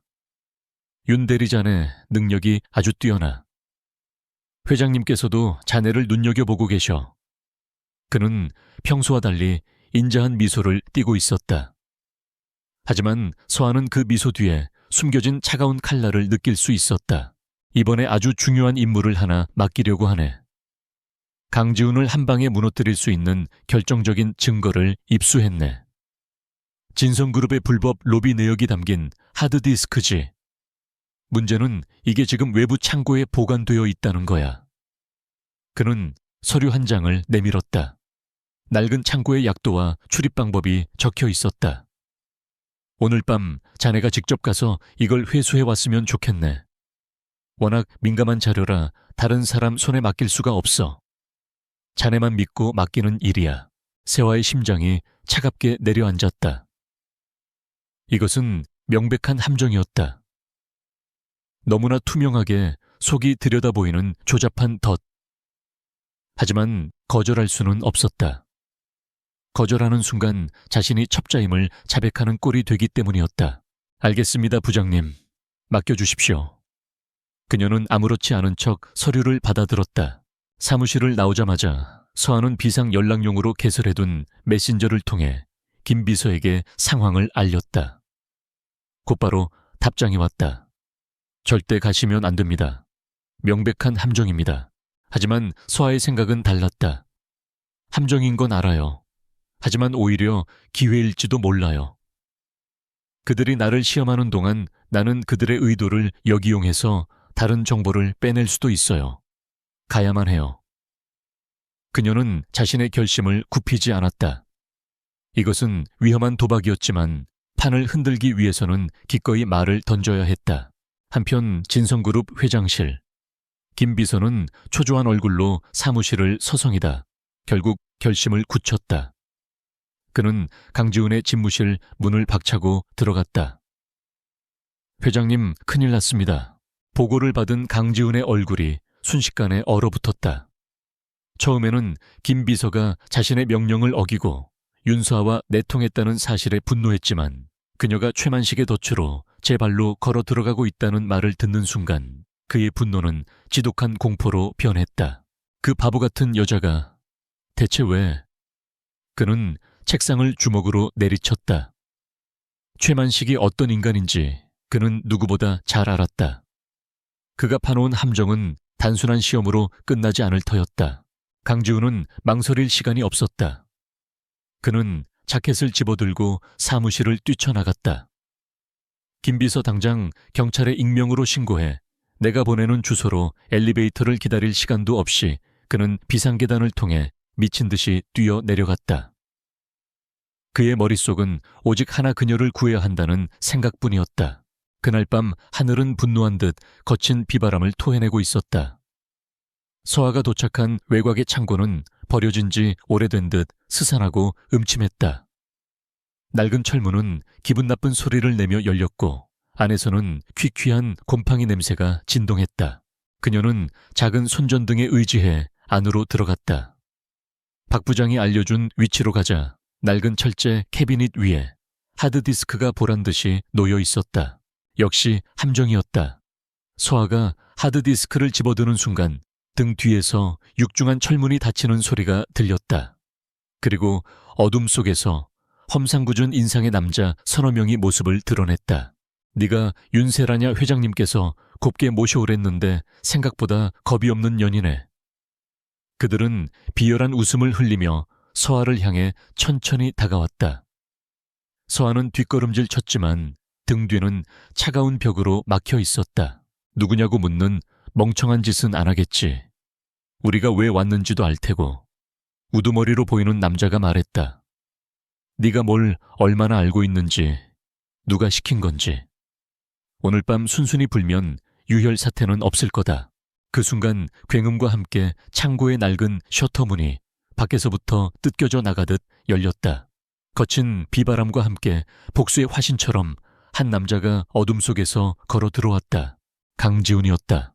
그의 옷은 비에 흠뻑 젖어 있었고 머리카락은 헝클어져 있었다. 하지만 그의 눈은 지옥의 불길처럼 이글거리고 있었다. 그 여자 몸에 손끝 하나라도 대면 전부 죽여버리겠다. 그의 목소리는 분노로 낮게 잠겨 있었다. 남자들은 잠시 당황했지만 이내 다시 비웃음을 되찾았다. 이게 누구야? 진성그룹 회장님 아니신가? 여자를 구하러 온 백마탄 왕자님이라도 되시나? 그들은 낄낄거리며 지훈에게 동시에 달려들었다. 지훈은 짐승처럼 움직였다. 평소에 냉철하고 이성적인 총수의 모습은 온데간데 없었다. 그는 오직 사랑하는 여자를 지켜야 한다는 본능만으로 싸웠다. 그의 싸움은 세련되지 않았지만 절박하고 처절했다. 그는 주먹을 휘두르고 발길질을 하고 닥치는 대로 주변의 쇠, 파이프를 집어들어 휘둘렀다. 한 대 맞으면 두 대를 돌려주었다. 입가에서 피가 터져 나왔지만 그는 고통조차 느끼지 못하는 듯 했다. 그의 눈에는 오직 눈앞의 적들과 그들 뒤에서 공포에 질려있는 서아의 모습만 보일 뿐이었다. 몇 분간의 격렬한 싸움 끝에 괴한들은 피투성이가 된 채 쓰러지거나 혼비백산하여 도망쳤다. 창고 안에는 둘만이 남았다. 거친 숨소리와 함께 쏟아지는 빗소리만이 정적을 채웠다. 지훈은 비틀거리며 서아에게 다가왔다. 그의 온몸은 상처투성이었지만 그의 시선은 오직 그녀에게 고정되어 있었다. 다쳤어. 어디? 다친 데 없어. 그의 목소리는 쉬어 있었고 절박하게 떨리고 있었다. 그는 서아의 어깨를 붙잡고 그녀의 온몸을 다급하게 살폈다. 그의 손길에는 지난 몇 달간 억눌러 왔던 모든 감정이 담겨 있었다. 사랑한다는 말은 없었다. 미안하다는 말도 없었다. 대신 그는 그녀를 자신의 품으로 거칠게 끌어안았다. 마치 세상의 모든 위험으로부터 그녀를 지켜내려는 듯 다시는 그녀를 잃지 않겠다는 듯 부서져라 끌어안았다. 서아는 그의 품에서 빗물과 피 냄새 그리고 그의 심장이 미친 듯이 뛰는 소리를 들었다. 그의 단단한 등이 가늘게 떨리고 있었다. 그것은 세상 그 어떤 말보다도 절절한 고백이었다. 그의 희생, 그의 고통 그녀를 잃을 뻔했다는 공포, 그리고 결코 변하지 않았던 그의 사랑. 서아는 그 모든 것을 온몸으로 느낄 수 있었다. 그녀 역시 그의 등을 힘껏 끌어안았다. 두려움 때문이 아닌 그의 지독한 사랑이 너무나 아프고 고마워서 터져나오는 눈물이었다. 멀리서 경찰 사이렌 소리가 들려오기 시작했다. 그 소리에 지훈은 꿈에서 깨어난 듯 아쉬움 속에 천천히 그녀를 놓아주었다. 그의 눈빛은 다시 고통스러운 이성의 빛을 되찾고 있었다. 여긴 왜 온 거야? 다시는 이렇게 무모한 짓 하지 마. 그의 목소리는 다시 차갑게 변해 있었다. 그는 서아에게서 한 걸음 물러선 뒤 경찰이 도착하기 전에 어둠 속으로 몸을 돌렸다. 그가 떠난 자리에 서아는 홀로 남아 그의 온기를 느꼈다. 비바람이 몰아치는 폐창고, 안 그녀의 심장은 아팠지만 그 어느 때보다 확실한 진실로 뜨겁게 타오르고 있었다. 폐창고에서의 사건 이후 윤서아와 강지훈 사이에는 보이지 않는 끈이 다시 연결되었다. 직접적인 연락이나 만남은 없었다. 최만식의 감시가 더욱 심해진 상황에서 그런 위험한 행동은 할 수 없었다. 하지만 그들은 서로가 살아있음을, 그리고 함께 싸우고 있음을 본능적으로 느꼈다. 그들의 소통은 이제 말이 아닌 거대한 비즈니스라는 체스판 위에서 움직이는 말을 통해 이루어졌다. 태양그룹으로 돌아온 서아는 모두의 예상과 달리 겁에 질린 연기를 시작했다. 그녀는 창고에서의 일이 엄청난 충격이었던 것처럼 행동했다. 업무 중에 실수를 연발하고 사람들의 눈치를 보며 불안한 모습을 보였다. 최만식과 박 부장은 그녀가 완전히 겁을 먹었다고 판단하고 감시를 조금 느슨하게 풀었다. 그들은 사냥감이 공포에 질려 더 이상 저항하지 못한다고 믿었다. 하지만 그것은 서아의 계산된 연기였다. 그녀는 사냥감의 탈을 쓴 사냥꾼이었다. 그녀는 이제 더 이상 혼자 움직이지 않았다. 김 비서를 통해, 그리고 IT 부서의 한 차장을 통해 조용하지만 치밀하게 방역을 준비했다. 그녀에게 필요한 것은 단 한 번의 결정적인 기회였다. 최만식의 시선을 다른 곳으로 돌리고 그의 심장부인 비밀 서버에 접근할 수 있는 아주 짧은 시간. 서아는 자신이 맡은 진성바이오 M&A 분석 보고서를 이용하기로 했다. 그녀는 며칠 밤을 새워 완벽한 보고서를 작성했다. 표면적으로는 진성바이오를 공격할 최적의 루트를 제시하는 것처럼 보였지만 그 안에는 오직 강지훈만이 알아볼 수 있는 암호를 숨겨두었다. 과거 두 사람이 함께 공부했던 경영학 원서의 특정 페이지를 암시하는 숫자 배열, 그들만이 아는 오래된 기업 합병 사례를 빗댄 문구. 그 암호의 의미는 단 하나였다. 당신 아버지에 대한 진실을 알아요. 서버에 접근할 준비가 되었으니 연막을 쳐줘요. 보고서는 박 부장을 거쳐 최만식에게 전달되었다. 그리고 며칠 후 김 비서를 통해 그 보고서의 사본이 강지훈의 책상 위에 놓였다. 지훈은 보고서를 읽어 내려가다 말고 숨을 멈췄다. 그의 눈이 서아가 숨겨놓은 암호 위에서 멈췄다. 그녀의 메시지를 해독하는 순간 그의 심장은 경이로움과 함께 지독한 불안감으로 미친 듯이 뛰기 시작했다. 그녀가 모든 것을 알게 되었다. 그리고 이제 그 무엇도 그녀를 멈출 수 없다는 것도. 그는 그녀의 대담함에 전율했고 동시에 그녀가 짊어진 위험의 무게에 가슴이 찢어질 것 같았다. 그는 선택해야 했다. 그녀를 말려야 할까, 아니면 그녀를 믿고 이 위험한 도박에 모든 것을 걸어야 할까. 답은 정해져 있었다. 그는 그녀를 믿었다. 그녀는 더 이상 그가 지켜야만 하는 연약한 존재가 아니었다. 그녀는 그의 가장 강력한 동맹이자 이 지옥 같은 싸움을 함께 끝낼 유일한 파트너였다. 다음 날 아침 대한민국 재계는 다시 한번 발칵 뒤집혔다. 강지훈의 진성그룹이 태양그룹의 핵심 계열사인 태양정밀화학에 대한 적대적 M&A를 선언한 것이다. 그것은 모두의 예상을 뒤엎는 충격적인 행보였다. 진성바이오가 공격받는 상황에서 방어는커녕 오히려 상대의 심장을 향해 칼을 뽑아든 격이었다. 언론과 시장은 강지훈이 궁지에 몰려 이성을 잃었다고 평가했다. 자살 행위나 다름없는 무모한 공격이라는 분석이 쏟아졌다.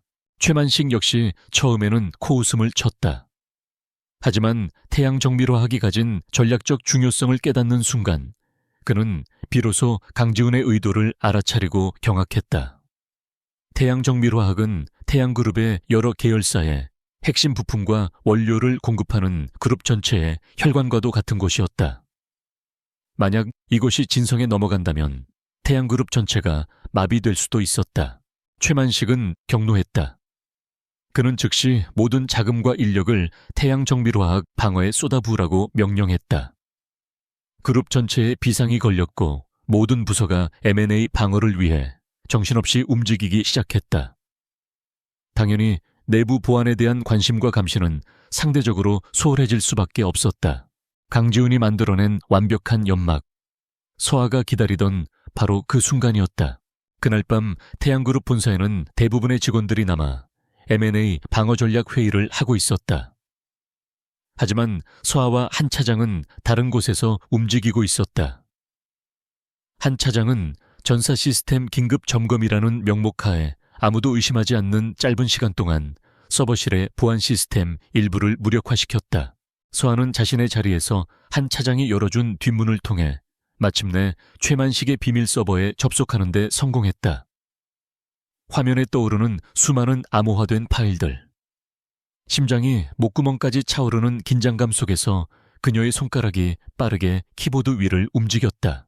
그녀는 김 비서에게서 전달받은 키워드를 이용해 파일들을 검색했다. 로비, 비자금, 차명계좌, 그리고 강현준. 마침내 그녀는 그것을 찾아냈다. 15년 전의 날짜가 찍힌 KAH 프로젝트라는 이름의 폴더. 그 안에는 최만식이 강현준 회장에게 누명을 씌우기 위해 조작했던 모든 서류의 원본 파일이 고스란히 담겨 있었다. 계좌, 거래 내역 이면 계약서, 이메일 기록까지. 모든 것이 완벽하게 조작된 그야말로 독이 든 문서의 실체였다. 그뿐만이 아니었다. 서버 안에는 지난 수십 년간 최만식이 저질러온 온갖 불법 행위의 증거들이 잠들어 있었다. 정관계 로비 내역 주가 조작, 탈세 경쟁사 기술 탈취. 그의 화려한 제국이 얼마나 더럽고 추악한 기반 위에 세워졌는지를 증명하는 명백한 증거들이었다. 서한은 떨리는 손으로 모든 데이터를 백업하기 시작했다. 데이터의 양은 방대했다. 다운로드가 진행되는 매 초가 영원처럼 느껴졌다. 언제 누가 서버의 이상을 감지할지 모르는 상황. 식은땀이 등을 타고 흘러내렸다. 마침내 다운로드가 완료되었다. 서한은 서버에 남은 자신의 접속 흔적을 완벽하게 지우고 한 차장에게 모든 것이 끝났다는 신호를 보냈다. 그는 즉시 뒷문을 닫고 시스템을 원상 복구시켰다. 모든 것은 불과 10분 만에 일어난 일이었다. 서한은 암호화된 USB를 주머니 깊숙이 찔러 넣었다. 아무 일 없었다는 듯 태연한 얼굴로 자리로 돌아와 M&A 관련 서류를 검토하는 척했다. 하지만 그녀의 심장은 승리의 전율로 세차게 뛰고 있었다. 그녀는 이제 최만식의 제국을 무너뜨릴 핵폭탄을 손에 쥔 것이다. 집으로 돌아온 서한은 데이터를 여러 개의 저장 장치에 복사하고 안전하게 분산시켰다. 그리고 김 비서에게 짧은 메시지를 보냈다. 여왕이 성을 점령했다. 이제 체스판의 모든 말은 제자리를 찾았다. 길고 길었던 방어와 탐색의 시간은 끝났다.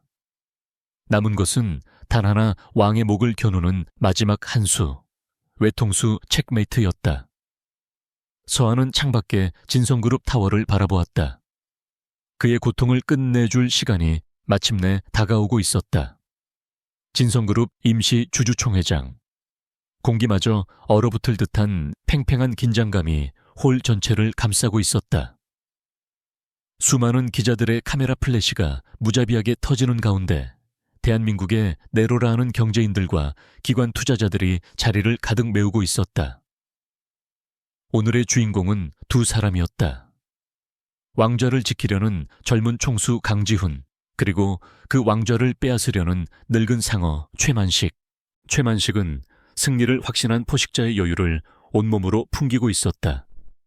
강지훈이 던졌던 태양정밀화학 인수시도는 결국 실패로 돌아갔고 그 과정에서 진성그룹은 막대한 자금을 소모했다. 최만식은 그 틈을 놓치지 않고 우호 지분을 끌어모아 마침내 강지훈의 경영권을 위협할 칼자루를 손에 쥐었다. 그는 오늘 이 자리에서 강지훈을 끌어내리고 15년을 기다려온 복수를 완성할 참이었다. 반면 강지훈은 홀로 거대한 폭풍 앞에 선 등대처럼 보였다. 그는 미동도 없이 정면을 응시하고 있었지만 그의 주변에는 그 누구도 쉽게 다가서지 못할 차가운 고독의 벽이 둘러쳐져 있었다. 마침내 주주총회가 시작되고 의장석에 앉은 최만식이 마이크를 잡았다.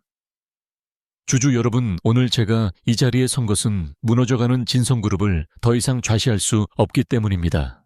그의 목소리는 비장하고 단호했다. 그는 준비해온 자료들을 스크린에 띄우며 강지훈의 경영 실책을 조목조목 비난하기 시작했다. 진성바이오 사태로 인한 막대한 손실 무모한 M&A 시도로 인한 재무구조 악화.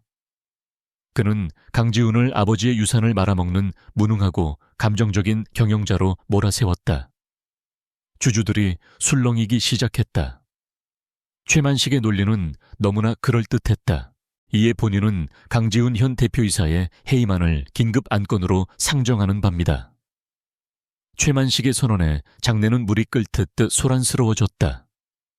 그의 세력들이 동조의 목소리를 높였고 분위기는 순식간에 그에게로 기울었다. 모두의 시선이 강지훈에게로 쏠렸다. 그는 어떤 변명을 할까? 어떻게 이 위기를 빠져나갈까? 마침내 자리에서 일어선 강지훈은 예상과 달리 아무런 변명도 하지 않았다. 그는 차갑고 침착한 목소리로 말했다. 헤이만에 대한 표결을 하기에 앞서 주주 여러분께서 반드시 보셔야 할 것이 있습니다. 그의 말과 동시에 주주 총회장의 모든 대형 스크린이 일제히 다른 화면으로 바뀌었다. 화면에 떠오른 것은 태양그룹의 로고와 함께 대외비라는 붉은 낙인이 찍힌 문서들이었다. 이것은 태양그룹의 비밀 비자금 내역과 주가 조작, 불법 로비에 대한 증거 자료입니다. 강지훈의 담담한 설명과 함께 최만식이 저질러온 온갖 범죄의 증거들이 화면을 가득 채웠다.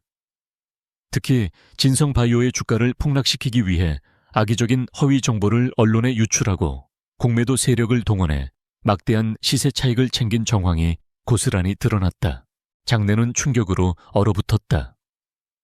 최만식의 얼굴이 새하얗게 질렸다가 이내 분노로 시뻘겋게 달아올랐다. 거짓말 전부 조작된 거야 감히 나를 모함해. 그는 미친 사람처럼 소리쳤다. 바로 그 순간 주주총회장의 육중한 문이 열리고 한 여자가 안으로 걸어 들어왔다. 짧은 단발머리에 윤세라가 아니었다. 길고 우아한 웨이브 머리 당당하고 기품 있는 걸음걸이. 세상에서 가장 비참한 신부였던, 그러나 지금은 그 누구보다 강인한 전사가 되어 돌아온 윤서아였다. 모든 카메라가 일제히 그녀에게로 향했다. 최만식은 귀신이라도 본 듯한 표정으로 그녀를 바라보며 말을 더듬었다. 네, 네가 어떻게... 서아는 곧장 단상으로 올라가 마이크를 잡았다. 그녀의 목소리는 떨림없이 선명하게 장내에 울려 퍼졌다. 최만식 회장님의 말씀이 일부는 맞습니다. 저 증거 자료들은 조작된 것이 아니라 도둑질한 것이기 때문입니다. 제가 직접 태양그룹의 직원으로 위장 잠입하여 최 회장님의 비밀 서버에서 빼돌린 자료들입니다. 폭탄 선언이었다. 사람들은 경악을 금치 못했다. 대한민국 재벌 총수를 상대로 한 여성의 대담한 스파이 행각. 영화보다 더 영화 같은 현실이었다. 서아는 최만식을 똑바로 응시하며 말을 이었다. 제가 이런 위험한 일을 벌인 이유는 바로 이 진실을 세상에 밝히기 위해서였습니다. 스크린 화면이 다시 한번 바뀌었다. 화면에 나타난 것은 15년 전의 낡은 서류들이었다. 강지훈의 아버지고 강현준 회장의 횡령 혐의가 담긴 독이 든 문서의 원본 파일이었다.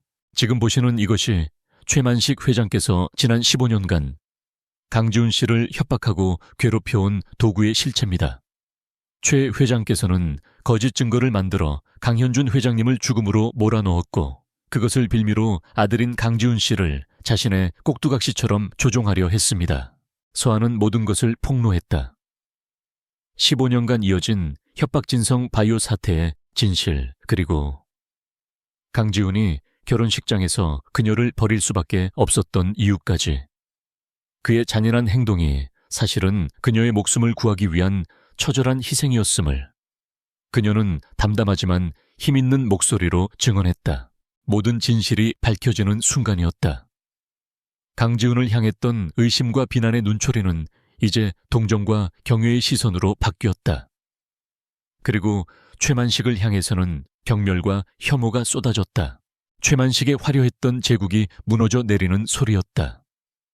그가 평생을 바쳐 쌓아 올린 모든 것이 한 여자의 용기 있는 폭로 앞에 산산조각 나고 있었다. 궁지에 몰린 그가 발악하듯 소리쳤다. 증거도 없는 거짓말. 저 여자가 미쳤구나. 증거가 왜 없습니까? 서아가 차갑게 말했다. 그와 동시에 주주총회장의 문이 다시 열리고 검찰 수사관들이 들이닥쳤다. 그들의 손에는 차가운 금속으로 된 체포영장이 들려 있었다. 모든 것이 끝났다. 완벽한 패배를 직감한 최만식의 눈에 광기가 서렸다. 그는 이성을 잃고 자신을 파멸시킨 근원 윤서아를 향해 짐승처럼 달려들었다. 이 천하의 죽일 년. 하지만 그의 손이 서아에게 닿기 전 강지훈이 그녀의 앞을 막아섰다. 그는 최만식의 손목을 가볍게 제압하며 그의 눈을 똑바로 바라보았다. 그의 눈에는 더 이상 증오나 분노가 없었다. 오직 한없이 몰락해버린 늙은 괴물에 대한 차가운 연민만이 담겨 있었다. 수사관들이 최만식의 몸에 수갑을 채웠다. 그는 발버둥치며 저주를 퍼부었지만 그의 마지막 발악은 허공 속으로 흩어질 뿐이었다. 소란이 잦아들고 텅 빈 주주총회장에는 강지훈과 윤수아 두 사람만이 남았다. 수많은 카메라 플래시 속에서 그들은 말없이 서로를 마주 보았다. 길고 길었던 전쟁이 끝났다. 끝났다. 그들의 눈빛 속에는 수많은 말들이 담겨 있었다. 미안함, 고마움, 안도, 그리고 변함없는 사랑. 그들은 함께 지옥을 건너왔고 마침내 승리했다. 회사를 지켜냈을 뿐만 아니라 서로의 영혼과 미래를 되찾았다. 폭풍이 지나간 자리에 고요한 새벽이 찾아왔다. 최만식의 몰락은 대한민국 재계에 거대한 지각 변동을 일으켰다. 그의 범죄 행위가 만천에 드러나면서 태양그룹은 해체 수준의 구조조정에 들어갔고 그가 쌓아올린 부패의 제국은 모래성처럼 허물어졌다. 그와 반대로 진성그룹은 강지훈이라는 영웅적인 리더 아래 다시금 굳건히 섰다.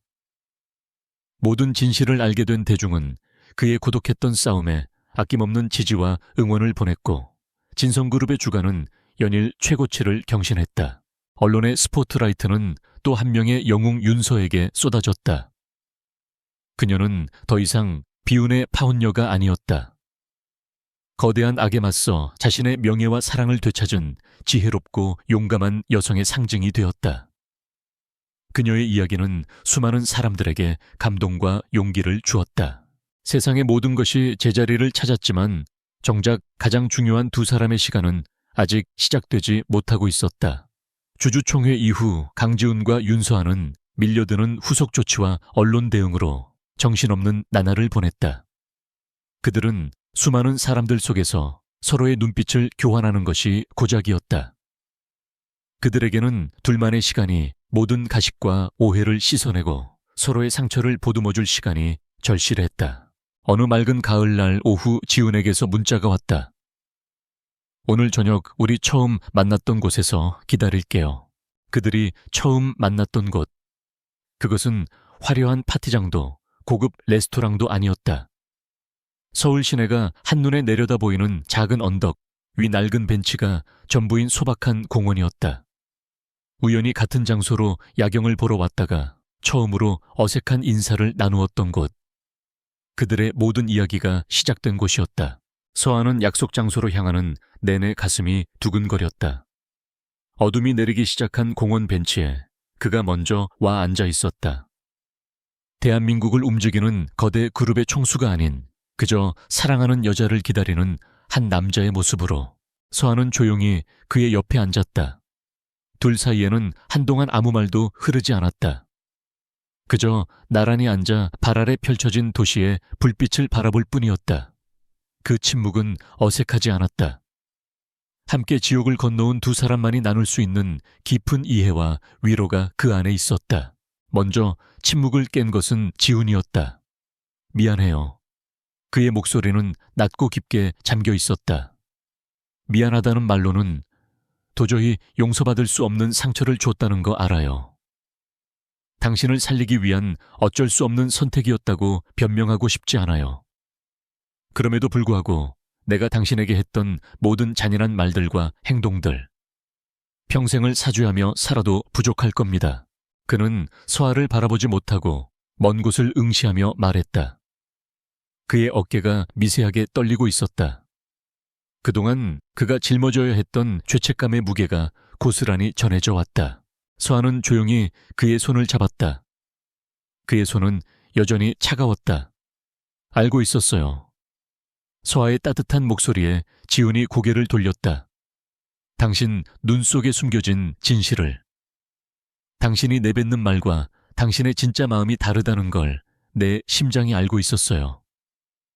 그래서 버틸 수 있었어요. 당신을 원망한 적 없어요. 다만 당신을 혼자 아프게 했던 그 모든 시간이 원망스러웠을 뿐이에요. 그녀의 말에 지훈의 눈시울이 붉어졌다. 그는 비로소 참아왔던 감정에 둑을 허물고 그녀의 손을 마주 잡았다. 매일 밤이 지옥이었어요. 당신을 그렇게 밀어낸 날부터 단 하루도 편히 잠들지 못했어요. 당신이 없는 세상은 의미가 없는데 당신을 지키기 위해 당신을 버려야 하는 그 모순을 견딜 수가 없었어요. 두 사람은 오랫동안 서로의 상처를 어루만지며 이야기를 나누었다. 지훈의 고통, 서아의 외로움. 그들이 각자의 어둠 속에서 서로를 얼마나 그리워했는지 마침내 모든 것이 제자리로 돌아왔다. 한참 후 지훈이 자리에서 일어났다.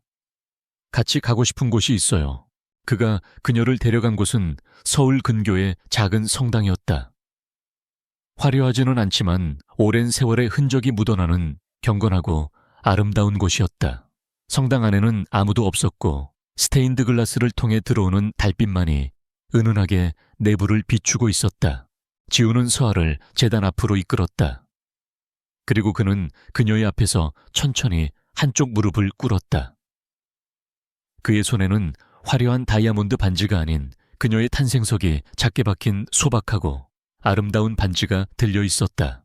첫눈이 내리던 그 화려한 결혼식장에서 나는 당신을 지켜주지 못했어요. 세상에서 가장 행복해야 할 날, 당신에게 가장 끔찍한 상처를 줬죠. 그의 목소리는 진심으로 떨리고 있었다. 그래서 다시는 그런 거짓된 화려함으로 당신을 속박하고 싶지 않아요. 그 대신 이 조용한 곳에서 진짜 약속을 하고 싶어요. 그는 서아의 눈을 깊이 바라보며 말했다. 이제 평생 당신을 소중히 여기고 진실로 당신을 지키고 다시는 그 어떤 것도 우리 사이를 갈라놓지 못하게 하겠다고. 윤서아 씨 나하고 다시 한번 결혼해 줄래요? 서아의 눈에서 뜨거운 눈물이 흘러내렸다. 슬픔의 눈물이 아닌 기쁨과 환희의 눈물이었다. 그녀는 눈물을 흘리면서도 세상에서 가장 행복한 미소를 지으며 고개를 끄덕였다. 네, 그럴게요, 지훈 씨. 지훈은 떨리는 손으로 그녀의 네 번째 손가락에 반지를 끼워주었다. 눈보라 속에서 부서졌던 그들의 맹세는 고요한 달빛 아래서 마침내 다시 제자리를 찾았다. 그는 자리에서 일어나 그녀를 부드럽게 끌어안았다. 입맞춤은 길고 따뜻했다. 몇 달 후, 두 사람은 그 작은 성당에서 가까운 가족과 친구들만 초대해 조촐하지만 따뜻한 결혼식을 올렸다.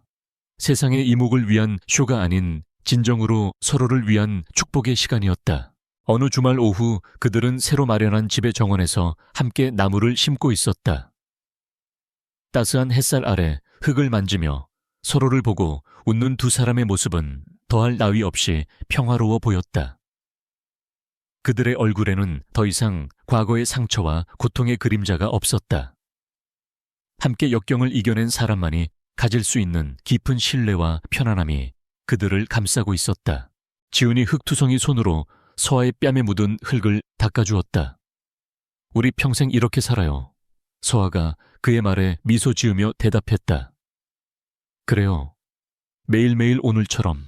그들의 뒤로 이제 막 뿌리를 내린 어린 나무가 가을 햇살을 받으며 조용히 서 있었다. 혹독한 겨울을 이겨낸 나무가 마침내 따스한 봄을 맞이하듯 그들의 사랑 역시 모든 폭풍우를 견뎌내고 마침내 고요하고 찬란한 평화의 계절을 맞이하고 있었다.